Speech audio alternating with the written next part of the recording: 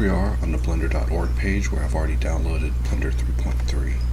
So we will just go to my downloads in the dock and we will just open the latest download. From here, I'm just going to drag Blender over to the applications folder. And maybe it just went through. We'll right click this and I guess there's no option to just place it on the dock, so we'll just drag it and place it there. So from here we now have Blender 3.3 installed. I'm just going to click and open it. It's going to give me some stuff about it being a file from the internet, and here we are now inside of Blender. When it comes to Mac, you may have to adjust your security settings, but that is outside the scope of this video. So if I deal with the splash screen, I can set my spacebar to search, set my theme to deep gray, my favorite. We'll choose next, and from here we'll just press Shift H to hide everything that isn't the cube. Just something I always do. And from here, let's just jump into our preferences. Under add-ons, we're going to install the add-ons, but we're going to try to create some problems as well. So I'm going to enable Boxcutter, and then we're going to install HardOps, where we'll also enable that. And from there, we are good to go. I can press Alt-W to start Boxcutter. We can zoom in, maybe turn on snapping, and we can click on File, Defaults, Save Startup Scene, save it, and whenever we open Blender, we'll always be ready to get in and start box cutting. So let's just press Control W or Command W on a Mac, and we'll just exit. And from here, let's try it again. We just click Blender, and we are now back in business, able to get started immediately. Of course, I also want to press D and turn on auto wedge whenever wedge is enabled. That way I can just cut nice little wedges like so, and then apply it using spacebar. But back to business. So let's say that you wanted to deal with your installation intimately, or you ran into issues. In this case, we didn't run into issues because we installed it flawlessly. But let's say that we, enabled, disabled the add-on, which in this case caused it to crash because Macs are very fickle. But let us go back in our preferences, and there's our crash report, which we'll just click OK on that, and we'll do the same thing with HardOps. Just enable, disable a couple of times. Maybe do the same thing with Boxcutter, enable, disable a couple of times, just making sure that everything is working the way it's supposed to. And it appears that we can't get it to bring up an error, so it appears that we have everything pretty rock solid. But one of the things I did want to talk about before exiting is accessing your Blender preferences and your add-ons location. For example, let's say I wanted to install power snapping pies. So from here, we're just going to bring up snapping pies. You know what, I'm just going to download the zip, and then with this zip we can just go inside of it and access our py file. So to install this, we can install it from file, but instead I'm going to show you how to install it just manually. So because we have a Finder window at the top, we see that it says Finder. If we click on Go, notice that as I tap on Alt Option on the Mac, that it shows this extra option called Library. I don't know why Mac has to be weird like this, but it just is. So by holding Option, I have an option for Library where I can go in and choose Application Support, and here's Blender 3.3 Scripts Add-ons. Basically any PY file or add-on folder we put here will be installed as an add-on. So we're just going to drag Power Snapping Pies over, and we just reopen Blender. And Power Snapping Pies, all it is a Shift S that I feel is a little bit better than what we get here. So I'm just going to press F4, bring open our preferences. Let's try it again, and let's just search for snap. And just like that, we now have enabled snapping pies. It is set up to autosave our preferences when we close this window. So when we close it, we're already good to go. That means when I press Shift S, we have origin to cursor, origin to geometry, just right there in our snapping pie. And just to show how versatile it is when it comes to saving your preferences automatically, keep in mind I didn't click Save Preferences. They automatically saved when I closed the Preferences window. We're going to press Command W and reopen Blender and click to start. And just like that, we are ready to go. So it's important to delineate the difference between preferences and your startup scene. You know, your startup scene is me having Boxcutter open, having these two objects hidden, and being set up in this basic configuration. However, let's say that we wanted to enable something like Boxcutter notifications. Let's say we want our array type to actually be in 3D. We also want Auto T-Panel to be on because these are some options I like. Also maybe Q menu prefixes. So another thing too is just clicking this one will let you just kind of set your modal color. Like we always have it as gray, just to be kind of vague and bland. But if you change it to something like creamy yellow, now whenever we get in and start working, you see that the windows have kind of a tint to them. As far as the UI goes, really it's not a big deal. Let's right click and get out of this. But if we press Control K, we can bring up the preferences of HardOps, and we see that the window's a little big. So another thing we may want to adjust, I'm using a 4K display, so I'm going to toggle the option for pop-up DPI factoring. If we close the window down and we press Control K again, we see that it comes up at a much more reasonable size. So 4K displays is something that we've dealt with many times in the past, so just letting you know that there's an option for that. If you're using a Retina 4K 5K Mac or something and you really need your pop-ups to look correct, here's your option right here.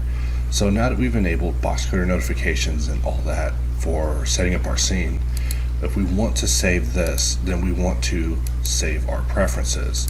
So from here, I'm just going to press Control or Command W, and we're just going to reload Blender once again and just click and drag, and we see that we have notifications showing at the bottom. We also have Boxcutter installed and working and ready, you know, without any sort of delay or having to press a key to start it. Another thing is I like having wedge on. So let's say I wanted to set that as a startup thing, not wedge being on, but just that toggle for wedge.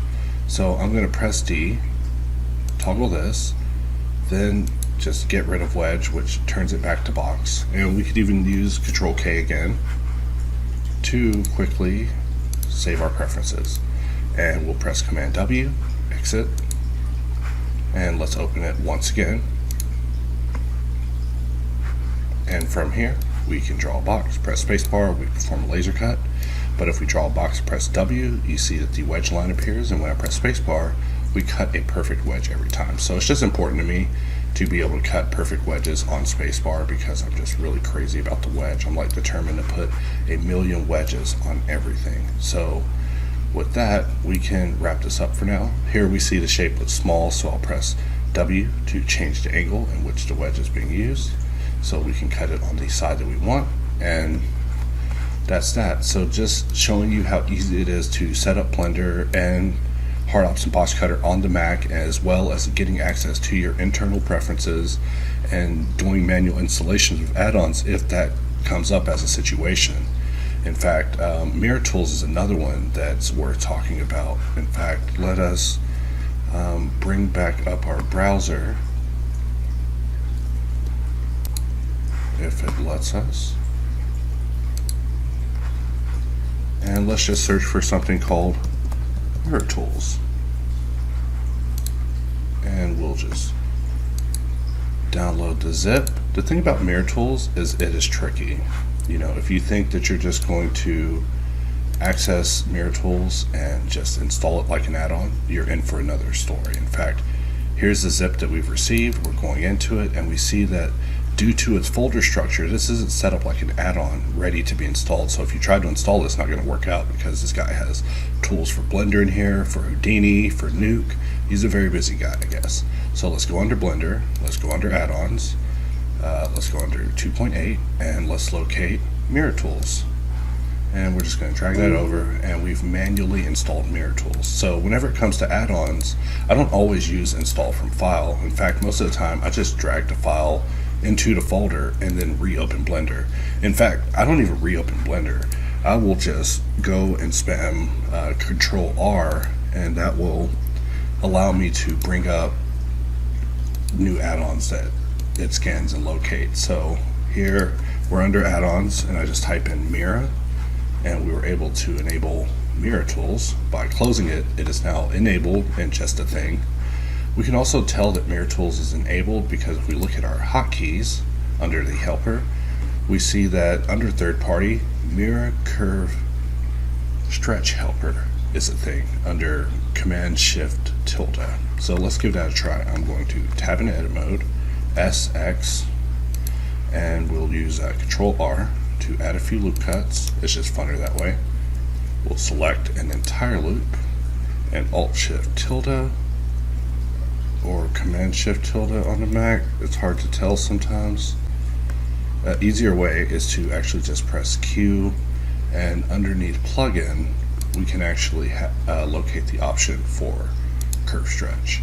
So now we're able to get in and make adjustments to the curve in mirror tools, and this is now just part of HardOps. So whenever you're using the hotkey, will bring up the front end that will help you pre-configure the tool prior to using it, just so you can quickly get in, use mirror tools, and then get back out. So we will press Alt X and use mirror, and let's symmetrize it to the other side. You know, maybe grab this loop, dissolve it.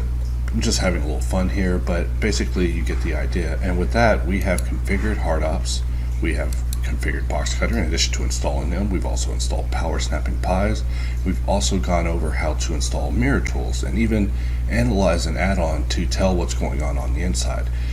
Keep in mind that I'm using Firefox to download my zips instead of Safari, which will automatically unzip them for you. If that's happening, just turn that off because that is problematic. But with that, we will wrap up this video, and thank you for watching. One last thing I wanted to discuss before moving on is opening Blender on the Mac with the terminal. So if we were to just pop open our Blender installation, sometimes whenever it comes to reporting issues to us and getting help, it's important to basically give us your console output. And we see on the Mac side that we don't have an option to display the console. So whenever it comes to getting console output, that's where you would want to go into your applications folder where you have Blender already installed. And if we were to right click it and show package contents, you can go under package contents, and there is this Mac OS folder. And then from here we see this Unix executable file. If we double click this, we see that a terminal is open and then Blender is open. So in the background is this terminal. And so if I were to just click and drag and create a cut, we know based on experience that that's going to say something in the terminal. So here we see it saying executed. Right now at this time also using spacebar in Blender. Sometimes we'll throw a bit of an error with the terminal just because of certain changes that are happening with the conventions of Blender itself. But whenever it comes to accessing your terminal, just know that there are ways that you're able to do it on the Mac, even though it's a little bit trickier. Also keep in mind that if you close the terminal, you also terminate Blender. So generally opening Blender, you will not have a terminal window. But just letting you know that inside of your Mac OS folder, there is the ability to open it with a terminal. So just to recap, we will right click Blender, show package contents, go under contents, Mac OS, and just double click Blender, and that will run it normally. Macs are kind of interesting in that regard, since there's a application itself that contains everything that you're able to just double click like so and open, and that just gives you a general experience. But now I'm just musing about Macs, and I'm out of here. Through so much together, configuring Blender and installing HardOps and Boxcutter so that we can get started working. However, I also want to point out that you are the master of your destiny whenever it comes to preferences. So right now these preferences is how we have configured it to this point, but I'm just going to press Command W and don't save, and we are at our add-ons folder. So I'm just going to close this just so I can do a recap. So because we have a Finder window open, we are in Finder whenever we go up here to the top bar. I'm going to tap on Option. I have to look at my keyboard for that, and we see an option here for Library. If we click on Library, we're now inside of Library where we have our application support, and here's this folder called Blender, and we see that we have specifically a version installed 3.3. If we were to take this folder and delete it, we would be setting up Blender once again from scratch. And sometimes whenever you're having support issues, that happens and you are required to basically go in, and in this case, instead of deleting it, I'm going to just add an underscore to the end, renaming it. And so when Blender searches for this folder, it's not going to find it, and as a result it's going to open it as if it never opened it before. So here we are once again setting up Blender from scratch, and just like that we can go in and configure and test things as if it's never been installed before, while still being able to return to our previous configuration. But let us continue. We're going to choose search, we'll go with deep gray, choose next, Shift H to hide everything else. Let's press F4 to bring up our preferences. We'll go under add-ons and we'll install from Lil Drive Boxcutter. And let's be random with Boxcutter, just enable, disable, enable, disable, enable, disable. I mean, users always tell me they have issues, but I'm not sure where they come from. So sometimes whenever I install things, I just get weird with it just to see if that's what's causing it, if maybe people are doing spare clicks or something. I mean, I can never figure it out, but I do know based on this Mac that I'm going to want to uncheck pop-up DPI factoring. Let's save our preferences and we exit out, and here we are in our viewport and we're good to go. In fact, we can go over here, enable Boxcutter notifications just because I like that option. We also can make our window a little more on the red side, so whenever we press Q and we bevel, we get something that looks like that. I'm going to Control-Shift-Click bevel to add a new bevel, and let's Alt-W start Boxcutter, and we're just now cutting on the second level of bevel here instead of the first one. Let's Alt-click Sharpen in order to get some shading going. Let's add another level of bevel, press X to drop that at half, and now we're cutting on another level of bevel, so we have all these bevels stacked up. Let's press Q, go into Ever Scroll, except I want to shift click it to go under modifiers. If we press Shift Spacebar, we are now automatically scrolling through the modifiers that we have set up on this model so far. But I just wanted to show how easy it is to basically nuke Blender and reconfigure it again from scratch. And actually we do not want to save this as our startup file. I'm being crazy, sorry. Let's Command N, new file, maybe Command N, D. Let's try that again. I'm not used to the Mac. D, and we are in our new file where we never saved our startup scene. So instead of configuring it again, let us just close it. And we see that we have this new 3.3 folder that we created with our configuration and scripts that we just configured, and our scripts where we've installed the add-ons we just installed just now. I just want to go over this so you understand how basic the preference system in Blender is and how easy it is to manage it, because this is part of the troubleshooting process, is being able to get in here, rename this to make Blender new again, or to remove it completely and set it up from scratch in the event that your preferences have become corrupted. But just like that, I'm removing the underscore that I added to this after deleting the previous one, and by doing that I'm able to just open up Blender, and we're back in our classic, the classic one that we've set up, and we're able to just get in here and box cut, and that's really all there is to it. So with that, we can just close this and we are done.